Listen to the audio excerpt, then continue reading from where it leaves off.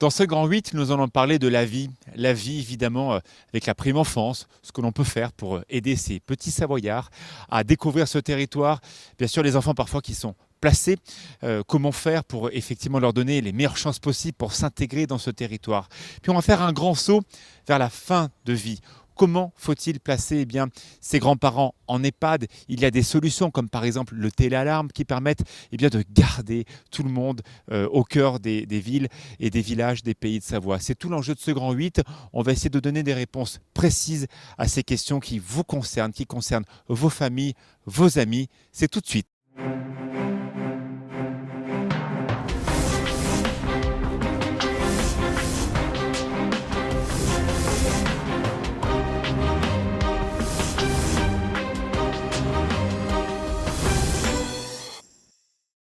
La vie au cœur de ce grand 8 et vous allez voir à quel point beaucoup de personnes donnent de leur temps, ont une véritable passion pour aider les autres au quotidien.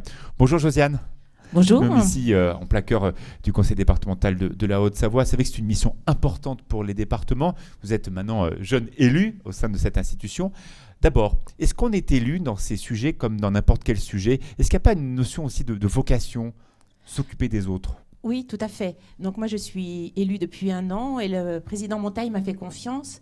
Mais je pense que c'est aussi au regard de mon expérience professionnelle, puisque j'ai travaillé 30 ans comme infirmière en gérontologie, en cancérologie et soins palliatifs. Donc je pense que c'est aussi une suite logique. Et là, ce que vous découvrez maintenant de la sphère publique vous étonne ou c'est à peu près dans ce que vous connaissiez dans votre vie professionnelle auparavant? Alors, tout ce qui est gérontologie, handicap, quelque chose que je connaissais, que je maîtrise. Toute la protection de l'enfance m'a surpris, effectivement. Oui, c'est-à-dire je ne pensais pas qu'il y avait autant d'enfants qui étaient pris en charge par la protection de l'enfance. Et justement, on va en parler tout à l'heure avec Michel. Regardez, elle est sur le plateau, elle prendra la parole dans quelques instants. Michel, votre travail au quotidien, c'est effectivement d'accueillir ces enfants qui sont placés par le juge ou parfois par des parents qui n'arrivent plus à assumer leur rôle de parents au quotidien. Josiane vient de dire à l'instant quelque chose d'important. C'est une vraie vocation. Oui, tout à fait. C'est une vocation, mais c'est d'abord un métier. C'est un choix de vie, déjà, mais c'est aussi un métier d'attachement et de cœur, mais un métier. On verra un portrait tout à l'heure pendant D'accord. cette émission. Vous verrez, c'est absolument passionnant de voir ô combien vous voulez donner beaucoup de temps et j'imagine aussi beaucoup d'amour à ces enfants qui arrivent à vos côtés. Bonjour Christiane. On vous connaît un peu plus au Grand 8 parce que vous avez déjà fait un mandat auparavant, vous connaissez bien tous ces sujets. Alors, c'est une compétence importante pour les départements. Le social, de la naissance jusqu'à la fin de vie, reste le sujet numéro 1 des conseils départementaux. En effet, même avant la naissance, puisque les sujets qui concernent donc la PMI peuvent déjà débuter en période prénatale et vont ensuite nous suivre, nous accompagner tout au long de la vie, que ce soit dans la petite enfance, que ce soit dans l'enfance, effectivement parfois la protection de l'enfance, que ce soit lors de problèmes notamment liés au handicap ou ensuite que ce soit lors de la prise en charge de nos parents ou pour d'autres difficultés comme l'insertion sociale avec notamment les questions de cohésion et de RSA. Une question toute bête. En quoi était-il important que le conseil départemental garde toutes ses missions, d'avoir ce prisme large ? Alors, ça a été réaffirmé à plusieurs reprises, en effet, que les départements gardent cette compétence sociale. Il y a eu un débat à un moment. Il y a eu un débat assez musclé, on va dire, mais en tout cas, il n'est plus contestable ni contesté qu'aujourd'hui, le chef de file de l'action sociale, c'est bien le conseil départemental, qui n'a pas pour vocation à porter toutes les actions, mais qui a pour vocation de coordonner et d'identifier tous les besoins qui existent dans un territoire et qui font que nous devons trouver des réponses adaptées, des réponses de solidarité humaine, tout simplement. Nous recevons tout à l'heure Rosanne Ars, qui également fait un premier mandat à vos côtés. Vous êtes vice-présidente du conseil départemental. J'imagine que vos téléphones portables ne doivent pas arrêter de sonner parce que les maires des petites communes rurales, voilà, vous êtes aussi l'interlocuteur. C'est important aussi de trouver les bonnes réponses aux familles qui ont parfois des problématiques. Vous exprimez là tout le sens, effectivement, de notre engagement au quotidien. On voit bien que la dimension de proximité est particulièrement prégnante dans l'action sociale.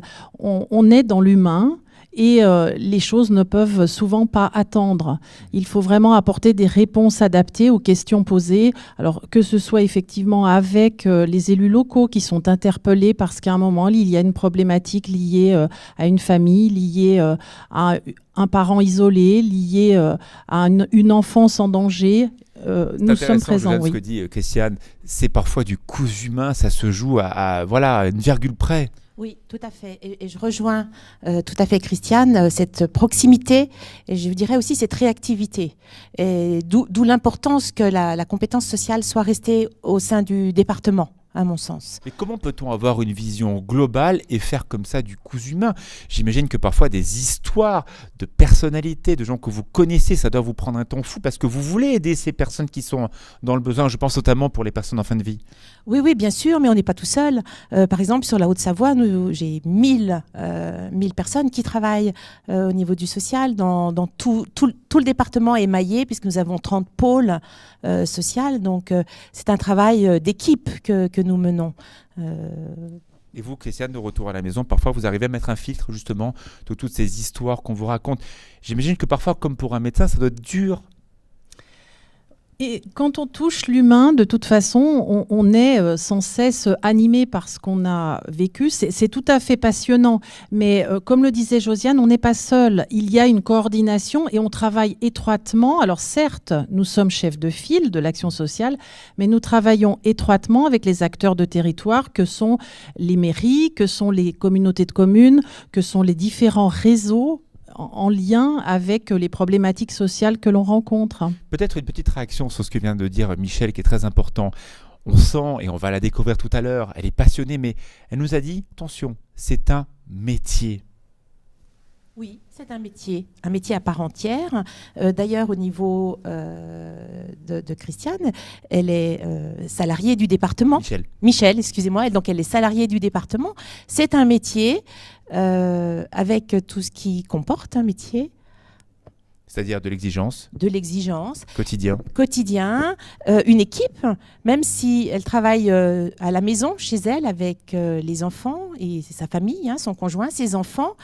Elle fait aussi partie d'une équipe, l'équipe de la protection de l'enfance du département. Donc, si elle a un souci, elle peut trouver des réponses au sein du département. Nous allons la rencontrer dans quelques instants. Et puis tout à l'heure aussi, pendant cette émission, on va tenter de répondre à ces questions tellement importantes. Quand faut-il essayer de réagir lorsque vos parents, vos grands-parents, peut-être une tante ou un oncle commencent à avoir des soucis de santé? Le placement en EHPAD se décide d'une manière souvent... C'est compliqué parce que voilà, il y a aussi de l'humain, il y a parfois aussi de la vexation pour certaines personnes qui disent « Ah oui, mais moi je peux encore rester à la maison ».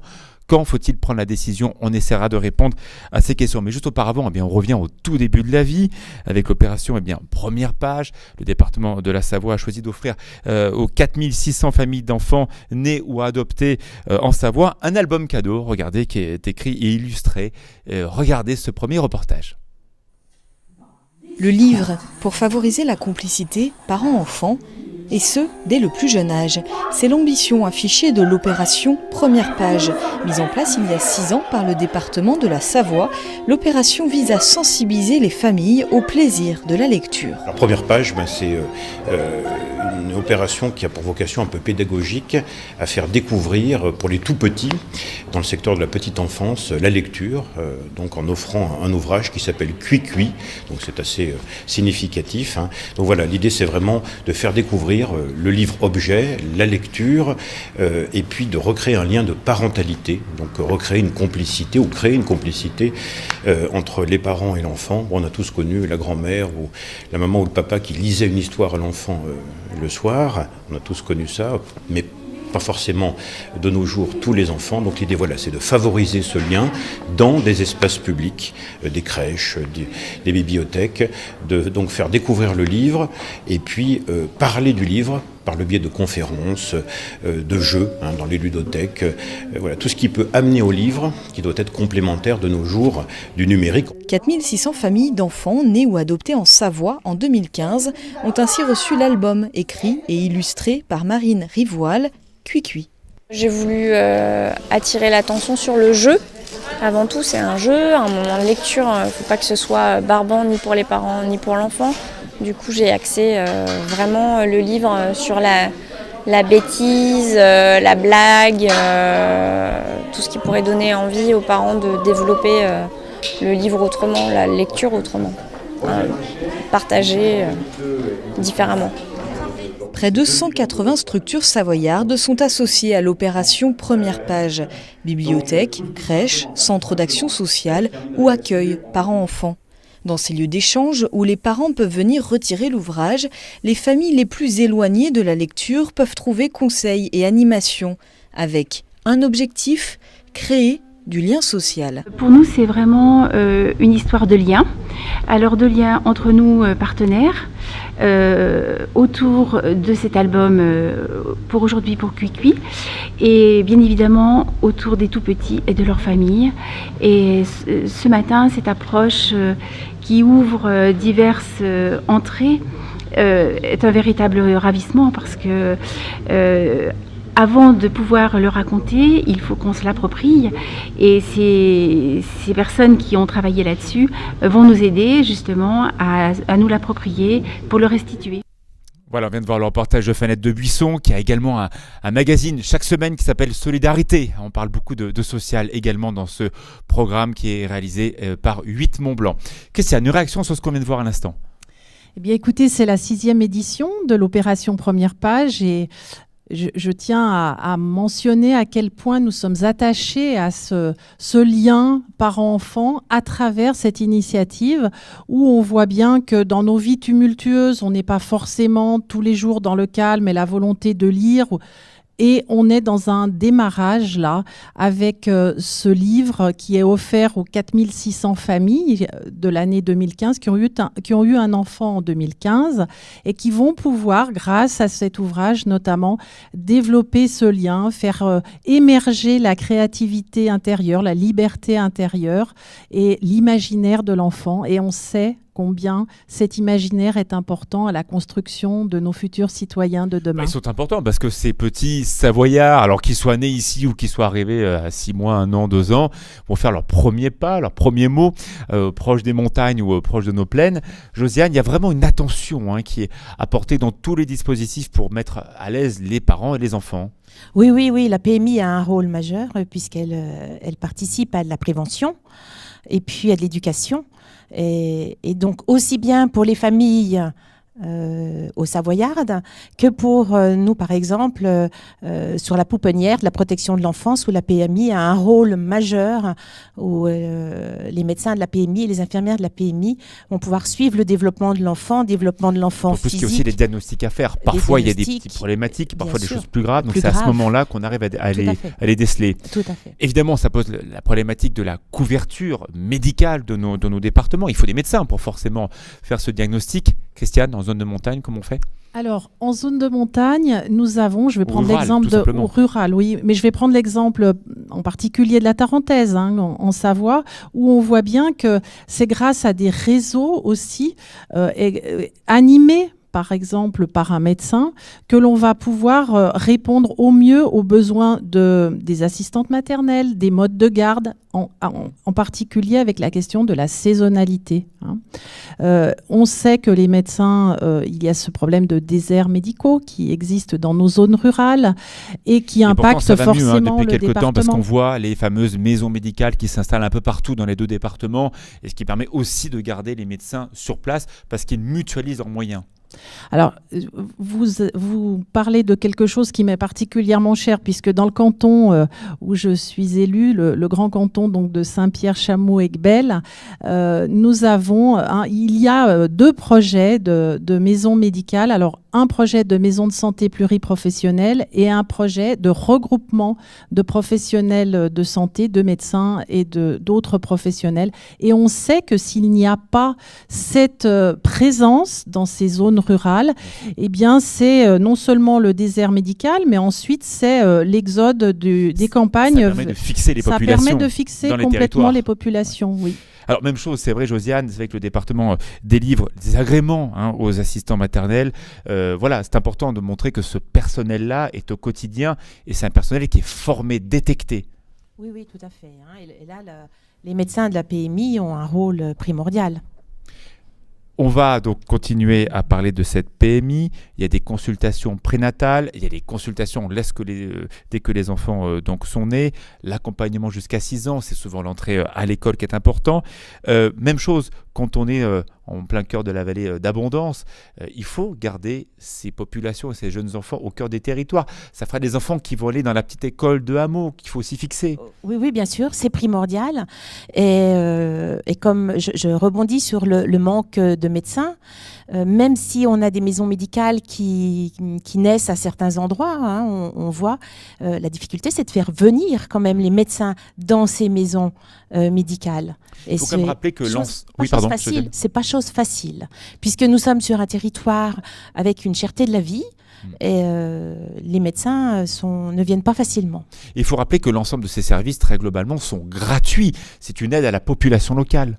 Oui, au niveau des PMI, oui, c'est une aide et une alternative justement au manque de médecins. Christiane ? Alors oui, moi je voudrais insister sur le rôle de la PMI qui non seulement forme, comme vous l'avez dit, les assistantes maternelles avec une attention particulière, mais également suit les agréments pour les structures collectives, les modes de garde collectifs. Et en zone rurale, notamment, c'est très très important que l'on puisse avoir à la fois ce mixte entre la garde collective et la garde chez une assistante maternelle. Et des structures qualifiées aux besoins des enfants. Des structures qualifiées pour les 0-3 ans, des structures qui sont dont l'agrément est accordé par le conseil départemental, qui sont suivies, accompagnées bien sûr par le conseil départemental. Et notamment dans le territoire Cœur de Savoie, qui compte 35 000 habitants. Ça c'est chez vous. Ça c'est chez moi. Eh bien nous avons maintenant de nombreuses structures de mode de garde qui permettent aussi, on sait que c'est un levier pour que les parents puissent aller travailler et se sédentarisent aussi dans nos zones rurales. C'est un petit peu le lien avec le sujet qu'on va voir tout à l'heure, parce que voilà, parfois il y a des parents qui n'arrivent pas pour X raisons à élever leurs enfants, parce que pas de moyens, parce que problématiques psychologiques, ou peut-être aussi un jugement d'un tribunal qui considère qu'il faut retirer la garde à ses parents. Vous avez dans les 2 départements développé les lieux de parentalité. Ça veut dire que ça s'apprend d'être parent ? On peut favoriser ce lien-là ? Il y a tout un rôle modèle à développer, effectivement. Il y a des parents qui sont en souffrance, qui ne savent plus comment faire, ou qui ne savent pas comment faire, ou qui ne savent plus comment faire. Et il faut les accompagner. Oui, même chose, Christiane ? Oui, nous avons la particularité d'avoir notamment des lieux de rencontre parents-enfants ou des lieux de visite médiatisés où une personne extérieure à la famille va venir accompagner parfois la relation parent-enfant. Quel lien avec le reportage que vous allez découvrir à l'instant, réalisé par Fanette de Buisson. Une réception, un hommage a été organisé il y a quelques jours par le conseil départemental de Haute-Savoie. Vous allez voir justement, juste après, Michel, qui est donc assistante familiale. Elle travaille au quotidien auprès de ses familles et pour une fois, ils ont été valorisés. Regardez. Depuis 9 ans, Arlette et son mari sont aux petits soins pour David. Arlette est assistante familiale. Elle accueille à son domicile des enfants et adolescents confiés à l'aide sociale à l'enfance. En 43 ans de métier, elle a accompagné 21 enfants. De l'amour avant tout, de l'amour. Et puis je fais en sorte pour ceux qui sont là pour longtemps qu'ils aient un métier, qu'ils aillent à l'école. Beaucoup de choses, ils font du sport, moi j'en fais pas, mais je fais plein d'autres choses avec eux. On est bien avec les parents parce qu'on entretient par téléphone. On se rencontre quelquefois. Non, en aucun cas, il se passe quoi que ce soit avec les parents. Il faut de toute façon pour l'enfant. À 65 ans, Arlette devra bientôt passer la main. David sera le petit dernier. Comme elle, un tiers des 189 assistants familiaux de Haute-Savoie a plus de 50 ans. Le département, en charge de la protection de l'enfance, entame donc une importante campagne de recrutement. Aujourd'hui, près de 1000 enfants sont accueillis au titre de l'aide sociale à l'enfance. Seulement 30% sont placés en famille d'accueil. C'est très peu au regard de la situation nationale. En France, 60% des jeunes placés le sont auprès d'assistants familiaux. Un taux de demandeurs d'emploi qui est plus bas qu'ailleurs. Beaucoup de femmes qui travaillent, beaucoup plus que la moyenne nationale, donc moins de disponibilité, bien que le métier d'assistant familial ne soit pas un métier exclusivement de femmes. Et en même temps, en Haute-Savoie, les logements sont plutôt plus limités qu'au niveau national, donc ont moins de place et moins de capacité à accueillir des enfants ou des adolescents dans les appartements. Donc c'est un différentiel qui est important, c'est 2 fois moins de personnes disponibles. Donc nous voulons expliquer aux habitants de Haute-Savoie qu'ils peuvent être assistants familiaux. Avant d'accueillir un enfant, un agrément doit obligatoirement être délivré au candidat. L'assistant familial est un métier à part entière, un CDI, une rémunération mensuelle, une protection sociale et des congés. Mais pour Arlette, c'est aussi une véritable vocation. Bien sûr que j'en suis fière et puis ça me fait un peu peur quand la fin va arriver parce que ça me plaît. Ça m'apporte beaucoup de choses, je leur apporte beaucoup de choses mais ils m'en apportent beaucoup aussi et il va y avoir un manque je pense. Reportage sensible de Fanette de Buisson, vous voyez, qui a voulu valoriser, comme Michel, celle qui donne du temps, à ces 1000 enfants qui ont été accueillis en Savoie, 930 en Haute-Savoie, c'est quasiment les mêmes chiffres. D'abord Michel, qu'est-ce qui vous a pris de faire ce métier-là ? On a vu tout l'amour d'Arlette, c'est fou quoi. Alors c'était d'abord un choix de vie qu'on a fait ensemble, mon mari et moi. Évidemment, on l'a imposé à nos enfants à cette époque-là. Ils l'ont pris comment ? Ils étaient très jeunes, la plus âgée avait 6 ans, donc elle a compris que quelqu'un allait arriver et bousculer un petit peu l'ordre familial bien organisé, mais elle l'a bien pris, sous réserve qu'on leur a consacré beaucoup de temps. C'est-à-dire, il ne faut surtout pas se polariser sur l'enfant que l'on accueille. Oui, il a besoin de beaucoup de temps, beaucoup d'observations, il a besoin qu'on soit disponible, mais il faut vraiment se ménager des temps avec nos propres enfants, notre conjoint évidemment, pour pouvoir prendre du recul et se ressourcer. C'est pour ça qu'on ne travaille pas seul, hein. On travaille quand même au sein d'une équipe qui actuellement a peut-être encore besoin d'être étayée hein, dans notre département. Voilà, c'est en cours. On arrive vraiment à travailler de plus en plus en équipe, ce qui nous permet de ménager du temps pour nos propres enfants et avoir suffisamment de ressources pour s'occuper des enfants qu'on accueille, qui sont toujours en grande difficulté, hein, puisque vous disiez tout à l'heure qu'il y avait différentes aides à la parentalité qui étaient mises en place pour les parents en difficulté. Et souvent, quand les enfants arrivent en famille d'accueil, c'est que d'autres solutions ont déjà été épuisées. C'est souvent des enfants là, bien vous avez abîmés. 3 adolescentes que vous Actuellement, oui. Oui. Elle vous appelle comment ? Elle m'appelle Michel ou Tata, ça dépend des... Vous appelle Tata, ça arrive souvent ? Oui, ça arrive souvent. C'est eux qui décident au départ. Ou alors des petits surnoms, ça peut être Lalou, voilà, vous ça dépend. Garder des cartes postales, des éléments de vie de ces enfants qui ont grandi. Ouais. On garde tout, on leur remet à leur départ un album de vie avec des photos. Donc actuellement, par exemple, je suis en train de faire un album de vie, alors sous forme de livre. Je trouve que les photos à développer, c'est pas très pratique. Donc avec les outils que l'on a maintenant, il est plus simple de faire un livre. Donc il faut bien garder tous ces événements. Quand vous les regardez, ces photos d'il y a quelques années, ça vous fait quoi ? Beaucoup d'émotions. Je retrouve les sensations d'avant et je retrouve alors les moments de souffrance, parce qu'il y en a, mais aussi des grands moments de joie. J'ai aussi des enfants qui sont partis et qui reviennent, qui appellent. Notamment, un m'a appelé dernièrement en me disant « Je suis papa ». Donc voilà, il va passer avec sa petite fille. Et il vous présente comment justement à ses enfants ? Comme la famille qui l'a accueilli pendant notamment une dizaine d'années et qui s'est occupée de lui. Voilà, c'est tout. Pour eux, c'est quelque chose, enfin, pour cette situation-là, c'est quelque chose de naturel. C'était un bout de chemin avec nous. Un lien entre, voilà, à un moment difficile de sa vie, familiale, c'était un pont entre hier et maintenant. Et voilà. avec les parents, lorsque par exemple un juge enlève la garde d'un enfant à la maman ou au papa, je me dis que c'est pas facile pour les parents parce que c'est forcément, je sais pas faire, donc Alors, comment vous gérez ça ? Alors, d'une part, les parents, quand ils le souhaitent, viennent à la maison pour revoir le lieu de vie de leur enfant, toujours accompagnés avec un travailleur social, notamment le référent de l'enfant, celui à qui va s'occuper de cette situation, celui à qui on va s'adresser et qui va faire le lien entre l'enfant, sa famille et nous. Voilà. Donc l'important, c'est dans la mesure du possible, avoir une bonne relation avec le parent. Ça facilite le placement, ça facilite l'évolution de l'enfant et ça facilite aussi le fait de se partager entre deux familles. On ne se substitue pas aux parents, on ne prend pas sa place, on est là pour un petit moment et pour aider l'enfant justement à retrouver... Est-ce que vous êtes arrivé une fois un enfant qui vous appelait maman ? Non. Jamais. Jamais.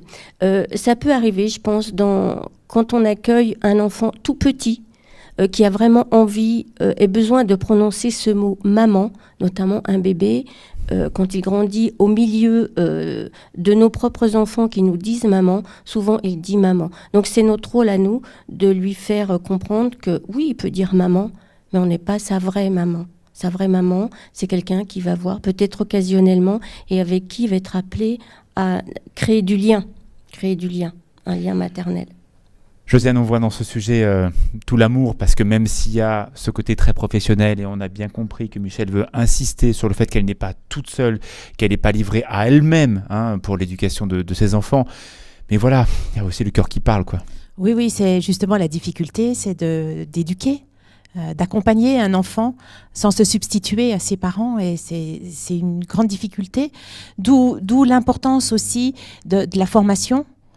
Puisque donc au niveau du département, quand nous avons accueilli les assistantes familiaux, c'était aussi pour remercier leur engagement et pour lancer une campagne pour recruter du personnel, puisque nous aimerions proposer une alternative au placement en institution. Puisque nous avons plusieurs institutions en Haute-Savoie qui fonctionnent très très bien, et je tiens à les remercier, le village du Fier, la MDEF, sur la totalité du département, à Thenon, à Saint-Julien, à Argonay, à Annecy, à Cluses. Ils font un excellent travail, mais on pense au niveau du département, des élus et du personnel, que envoyer un enfant en famille d'accueil, c'est plus cocoon. L'enfant grandit dans une famille. Donc nous aimerions augmenter avec le les nombre. référents du quotidien. Voilà, ouais. Nous aimerions augmenter le nombre d'assistants familiaux. Je ferai évidemment réagir Christiane. Est-ce qu'il y a parmi ces enfants une majorité qui a déjà été placée en foyer ou pas forcément le même parcours ? Dans les enfants que j'ai accueillis, non, aucun n'avait été placé en foyer. Ils sont tous arrivés directement de chez leurs parents ou de la pouponnière. Est-ce qu'ils comprennent ce qu'il se passe lorsqu'ils arrivent avec vous, ou ils sont catapultés dans un monde, une famille qu'ils ne connaissent pas, une maison qu'ils ne connaissent pas, des jouets qu'ils ne connaissent pas, enfin tout ça quoi. Catapulté, c'est assez le mot exact. Dans la mesure du possible, si le placement peut se préparer, l'enfant peut y être préparé en même temps que son parent. Parfois, il y a des placements en urgence où vraiment l'enfant est vraiment catapulté. On va le chercher, on lui explique en quelques mots. Et même avec tout le doigté possible, toutes les explications possibles, même sur un temps court, l'enfant, il arrive dans un monde, une famille totalement inconnue. C'est l'inconnu pour lui, c'est aussi l'inconnu pour nous, où chacun doit s'adapter à l'autre. Donc, à nous de faire avec son histoire, mais aussi à lui de faire avec notre famille. Et ça, c'est un travail souvent de longue haleine. Voilà, de vraiment longue haleine. On ne peut pas partir avec une pratique toute faite en disant avec tel enfant, je vais faire comme ça, j'ai telle idée, il va s'adapter. Non, il faut déjà une grande capacité d'observation, parce qu'il arrive avec son histoire, son vécu, ce qu'il a vu, ce qu'il a fait dans sa famille. Il faut l'aider à grandir. Il faut l'aider à grandir, Christiane, il faut... Pardon, juste un tout petit mot sur ce que dit, c'est très important ce que dit Michèle à l'instant. Aider l'enfant à grandir, mais voilà, aussi collectionner ses pages d'histoire aussi. Oui, et ce que dit Michel de façon tout à fait juste et adaptée, c'est ne pas se substituer au rôle des parents et c'est à la fois garder ces valeurs humaines à côté des valeurs professionnelles. L'un ne va pas sans l'autre. Si on est trop dans l'humain, on risque d'avoir des émotions qui ne seront pas forcément adaptées à la situation ni bonnes pour l'enfant. Et si on est trop dans le professionnel, le lien n'est pas toujours facile à construire. Donc on voit que là, vraiment la protection de l'enfance et le métier d'assistant familial, c'est vraiment, on est dans un domaine particulièrement sensible où chacun doit vraiment rester à sa place, mais en même temps où chacun doit contribuer au projet de vie de l'enfant avant tout.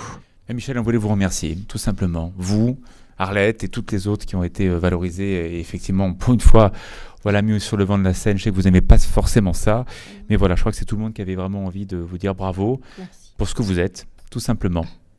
Dans quelques instants, nous allons parler de l'accompagnement tout au long de la vie, et notamment comment faut-il préparer la fin de vie, le grand âge. Vous allez voir, il y a beaucoup de choses à savoir, et ça se fait aussi naturellement, normalement, avec beaucoup de bienveillance. À tout de suite. Le grand 8 qui s'intéresse à l'humain. est très important de dire qu'il y a des dispositifs d'accompagnement, quelles que soient les situations. Moi, je suis particulièrement heureux d'accueillir que des femmes sur ce plateau. C'est vrai que très souvent, dans les délégations des conseils départementaux, ce sont des femmes au social. On pourrait avoir des hommes, d'ailleurs, il n'y a pas de sujet plus masculin ou plus féminin. Mais c'est vrai qu'en tout cas, il y a une vraie connaissance de ce sujet avec nos deux invités qui sont avec nous. On va accueillir Rosanne Ars, qui est vice-présidente du conseil départemental de la Haute-Savoie, et déléguée de la Savoie, déléguée à l'autonomie et à la santé. Et puis effectivement, Josiane Lay, qui est élue en Haute-Savoie et qui connaît aussi très bien ces sujets, parce qu'avant d'être élue, elle avait tout un parcours lié, bien sûr, à ces sujets qui sont tellement prenants au quotidien. Oui, passionnant. On va parler effectivement de ces sujets qui sont très importants, le grand âge. Question toute bête, est-il possible de bien vieillir chez nous dans les pays de Savoie ? Rosanne, vous connaissez bien ces sujets ? Bien sûr, heureusement. On peut bien vieillir dans les pays de Savoie parce que on a organisé, et c'est à la charge des départements d'organiser tout ce qui est l'accompagnement de vie, notamment de la vie dépendante. Et on l'accompagne aussi bien de manière institutionnelle, ce qui est bien connu, sur les services, sur les établissements, rester à domicile ou aller en établissement. Mais on l'accompagne aussi dans tout ce qui est touristique, puisque nos départements de Savoie et Haute-Savoie sont très tournés vers le tourisme. Et on pense que même nos personnes âgées dépendantes ont le droit aussi de profiter de nos espaces. Alors, c'est vrai qu'on va beaucoup parler des territoires. On a cité tout à l'heure plusieurs structures. On va essayer aussi voir que les structures pour le grand âge sont efficaces au quotidien, aussi bien en zone rurale, en zone de montagne ou en zone de plaine. Ma question toute bête, est-ce que la demande de maintien à domicile est très forte dans nos territoires, Josiane ? C'est le souhait numéro 1 des personnes âgées, rester à domicile. Et la problématique, c'est que bien souvent, les personnes âgées ne se voient pas vieillir et ne voient pas la nécessité d'aller en maison de retraite. Pourquoi ? Parce que les années passent et puis un jour, il y a un col du fémur, il y a une problématique d'autonomie et hop là, il faut trouver une solution. Oui, c'est souvent en urgence qu'il faut trouver la solution du placement. Ce qui veut dire que parfois, les familles attendent un petit peu trop ? Oui. Clairement ? Oui. Même chose, Rosanne, vous connaissez bien ces sujets parce que vous avez été élue aussi dans le mandat précédent. Oui, tout à fait, parce qu'on attend que la décision vienne de la personne âgée dépendante, et c'est vrai qu'elle tarde à la prendre, et souvent elle est un petit peu contrainte par son entourage familial, mais aussi par l'entourage professionnel, parce qu'il faut quand même savoir que les soins à domicile, d'aide à domicile ou infirmiers à domicile, ne peuvent pas se faire pour ces salariés-là professionnels dans toutes les conditions. Or, nous avons des habitats dans nos zones de montagne qui ne sont pas propices à parfois rester à domicile. C'est aussi évidemment une question d'argent. Un placement en EHPAD, ça coûte aussi aux familles. Je connais plusieurs familles qui effectivement attendent pour ne pas avoir cette dépense à faire. Alors, il y a l'aide sociale. Donc, on ne peut pas dire qu'on laisse quelqu'un au bord du chemin. Il y a l'aide sociale départementale dans tous les départements et qui est très active, bien sûr, en Savoie. Donc, la question d'argent est une question douloureuse parce que ça appelle la contribution, bien sûr, de la famille alentour. Donc, c'est sûr, mais nous avons l'aide sociale. Alors, tout à l'heure, en préparant l'émission, vous m'aviez dit, je ne savais pas, que l'âge moyen de placement en EHPAD est de 87 ans. Moi, je ne m'attendais pas à ce que ça soit si tard. Oui, c'est effectivement, mais c'est dû, en fait, c'est un effet des efforts qui ont été faits ces dernières années par les départements notamment pour organiser au mieux le maintien à domicile.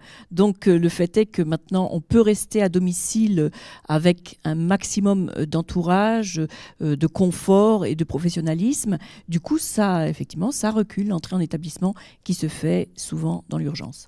On vit de mieux en mieux, on le sait bien, grâce aux médecins, grâce aux différentes médecines. Mais bon, voilà, à partir de 66 ans, on le sait, c'est l'âge auquel on commence à avoir des pépins de santé réguliers.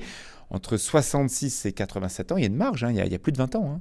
Oui. Oui, mais comme disait ma collègue, beaucoup de choses sont mises en place pour permettre le maintien à domicile. Hein. Ça va donc, on a parlé du téléalarme, des aménagements, les aménagements du domicile, hein, avec des conseils. Nous, au niveau du département, nous avons édité une plaquette avec des conseils simples d'aménagement du domicile pour éviter que la personne âgée tombe bêtement, hein, avec un tapis mal installé au sol.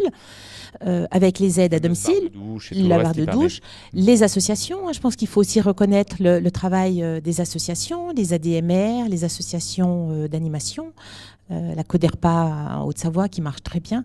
On va faire un peu le tour des dispositifs, mais vous avez parlé tout à l'heure du téléalarme, dispositif absolument capital et grâce d'ailleurs aux technologies, on peut vraiment aider le quotidien de ces personnes qui veulent garder un minimum d'autonomie. Regardez le reportage de Famanette du Bison. C'est un petit coin de verdure qu'Yvonne Mathieu ne quitterait pour rien au monde. À 92 ans, elle vit seule. Ses enfants et notamment son fils Michel sont là pour l'accompagner au quotidien. Pour Yvonne, comme pour de très nombreuses personnes âgées, le maintien à domicile est une évidence. Mis en place pour le favoriser il y a 30 ans, le dispositif Téléalarme est porté par le conseil départemental de Haute-Savoie. Il offre aux 7120 abonnés un service d'aide au soutien à domicile fiable et rapide. Je sais pas, je me sens quand même plus en sécurité, je sais pas. À mon avis à moi, mais non, je ne sais pas. J'ai mes enfants autour de moi, alors... Surtout mon fils, il ne reste pas loin, juste la maison en bas. L'appareil de téléalarme permet de solliciter à tout moment, 24 heures sur 24 et 7 jours sur 7, depuis son domicile et grâce à ce bracelet, une aide adaptée. Madame Mathieu, bonjour, c'est le service de la téléalarme. Est-ce que tout va bien, madame? Oui, je fais un essai avec Carole. De l'autre côté de la ligne, à Métais, une plateforme est entièrement dédiée au dispositif. Les agents du conseil départemental disposent d'une liste d'intervenants à contacter par abonné. Ils peuvent intervenir en cas de chute, par exemple. La nuit, ce sont les pompiers installés sur la même plateforme qui prennent le relais. En Haute-Savoie, 210 appels sont traités chaque jour, dont 10% pour du secours. Elle est toute seule dans la maison. Si elle a un problème, donc elle appuie sur le téléalarme et on me prévient. Si elle ne répond pas, on me prévient en premier. Donc c'est quand même plus tranquillisant, plus rassurant. Quand elle fait une chute, et puis c'est arrivé des fois à 22h ou le matin à 5h. En Haute-Savoie, le téléalarme est accessible pour 20 € par mois avec une prise en charge possible par l'allocation personnalisée d'autonomie, les mutuelles ou encore les caisses de retraite. Parallèlement, le département s'est engagé dans le développement des gérons technologies. Il entend par exemple expérimenter des dispositifs innovants dans la prévention et la détection des chutes. La géoassistance est aussi développée. Aujourd'hui, il y a aussi le GPS, c'est une forme de montre qui se met autour comme une montre, hein, et puis qui sert quand même, si la personne désorientée venait à s'éloigner et puis à se perdre, eh bien, disons que ce GPS a une distance qui est variable, parce qu'il y a des premiers GPS puis des deuxièmes GPS, permet quand même de la retrouver dans un délai aussi rapide que possible, parce que la personne désorientée qui se perd, c'est une personne qui court les risques. En 2017, les plus de 75 ans seront près de 60 000 en Haute-Savoie. Le département œuvre au quotidien pour les accompagner. En 2016, plus de 32 millions d'euros seront consacrés au versement de l'allocation personnalisée d'autonomie, au financement des services à domicile et au dispositif téléalarme. Un engagement pour aider au maintien à domicile et au bien-être des personnes âgées. Reportage de Fanette de Buisson. Rosanne Ars, une réaction à ce reportage. On voit quand même dans les yeux de cette personne qu'elle est heureuse de rester chez elle. Ça se voit clairement. Oui, et puis elle est bien portante en plus, Oui. faiblement dépendante, même si on voit qu'elle a n'a pas un envie d'aller en dispositif. EHPAD, clairement. Elle n'ira pas en EHPAD. Il n'y a pas de raison qu'elle y aille, parce que vous avez entreaperçu aussi qu'apparemment son logement est adapté. On a vu un petit peu un fauteuil qui lui convient parfaitement. Peut-être que cette dame a un portage de repas, ce qui lui évite de le faire. Elle a, si elle a un problème de santé, des soins infirmiers à domicile qui la maintiennent sur place. Donc en fait, un ensemble, plus des micro-actions, souvent des associations qui viennent tenir compagnie, parce que le problème, le danger du maintien à domicile, en dehors de la chute, qui inquiète énormément les familles, c'est aussi l'isolement. Et l'isolement intellectuel. Ça, c'est très important. Ouais. Chaque année, dans les différents JT, c'est un sujet qui revient au cœur de l'été avec la canicule, au cœur de l'hiver avec la grippe. C'est presque la limite humaine. On se rend compte qu'il y a malheureusement 3000, 4000 personnes qui décèdent à cause de la grippe. La canicule, on a annoncé les chiffres de 3000 morts. C'était donc la fameuse canicule de 2003. Et notre responsabilité, on n'a pas vu le voisin de palier mourir. On n'a pas su que monsieur du 3e gauche est tombé dans sa salle de bain et est resté inanimé pendant plusieurs heures. Et là, il y a des solutions. On les voit. Tout à fait. Alors, c'est ce qu'on soutient en général les départements. Ce sont des micro-projets, des micro-actions qui sont de ce qu'on appelle le lien social de toute façon. Hein. C'est le terme qui convient. Donc, des associations qui vont faire de la lecture ou bien qui encouragent à aller à des spectacles parce que les conseils départementaux aussi soutiennent les transports pour personnes âgées, dépendantes ou les personnes handicapées d'ailleurs, hein, qui peuvent aller chercher à domicile. Josiane Lé, une réaction à ce qu'on vient de voir en Haute-Savoie ? Alors oui, le téléalarme, c'est aussi souvent des demandes de la famille, parce que ça rassure la famille de savoir que le parent âgé a un téléalarme. La grosse problématique, et là c'est plutôt l'infirmière qui parle, c'est que souvent la personne âgée laisse le téléalarme dans le tiroir de la table de nuit. Ah oui, donc ça sert à rien. Il y a vraiment une grosse éducation et rappeler les consignes de porter ce bracelet du téléalarme. Ma question toute bête aussi, les femmes sont coquettes. Parfois, elles n'ont surtout pas envie de dire qu'elles sont dépendantes. De mettre le bracelet, parfois, c'est un acte de conviction. C'est accepter qu'on ne peut plus faire sans. Oui, tout à fait. C'est un débat avec les familles parfois ? Avec les familles, non. C'est surtout avec la personne âgée. Et il va falloir vraiment informer de l'utilisation et de l'utilité de ce matériel. Clairement, des personnes âgées parfois disent non, j'en veux pas, j'ai pas besoin. Oui. Qu'est-ce qu'il faut leur répondre ? C'est vraiment de leur montrer la plus-value de ce type de matériel. Oui. Rosanne ? C'est peut-être aussi, puisqu'ils sont des parents âgés, mais ils voient l'inquiétude de leurs enfants, en fait. Hein. Là, on a bien vu, c'est son fils qui était inquiet, qui disait « oui, on est rassuré ». En fait, c'est la famille qui est rassurée. Donc, c'est vrai qu'il y a un effort de persuasion. Alors bien sûr, ce téléalarme ne peut pas aller à tous les types de vieillissement, et notamment les personnes qui ont des handicaps. On pense aux maladies, par exemple, de démence. Impossible de mettre un téléalarme et effectivement un bracelet à quelqu'un qui peut partir paumé dans la campagne. Alors j'ai entendu qu'il y a ces systèmes de géolocalisation, mais le maintien à domicile a ses limites. Ouais. Et donc après, on passe effectivement en établissement, si ce n'est qu'il y a quand même des zones ou des périodes intermédiaires, puisque on fait aussi des accueils de jour qui permettent aux personnes d'intégrer assez rapidement ce qui est plus collectif. Y a-t-il un moment où on peut se poser la question, Josiane, bon, c'est ou télé-alarme ou EHPAD ? Ça peut arriver, ça ? Non. C'est deux parcours différents. C'est deux parcours différents. Oui.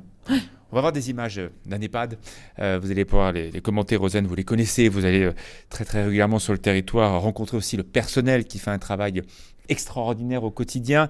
Voilà, donc vous le reconnaissez, j'imagine. Vous y allez souvent. Nous sommes où là ? C'est la résidence Béatrice aux Échelles.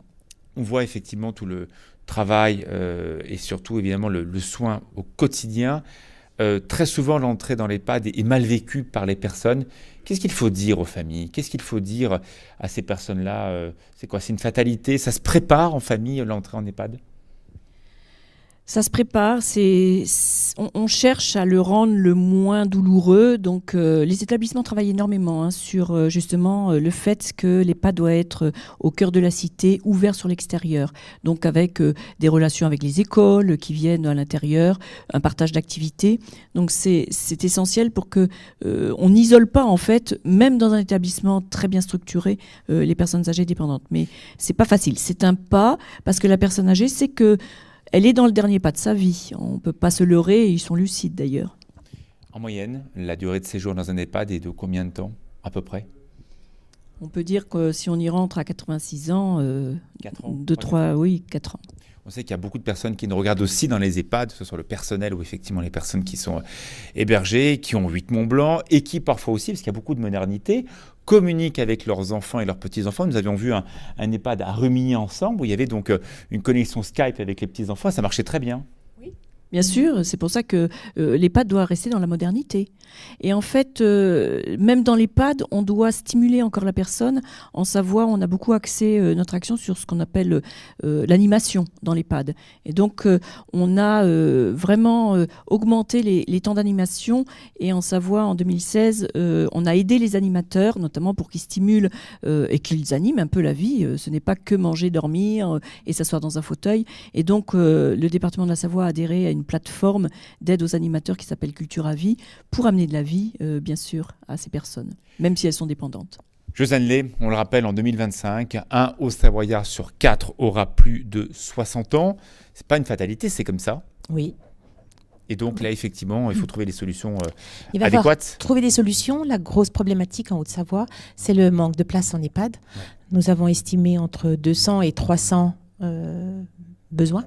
Il y a 5569 places en EHPAD en Haute-Savoie autorisées. Oui, voilà. Mais on a un petit peu préparé l'émission avant.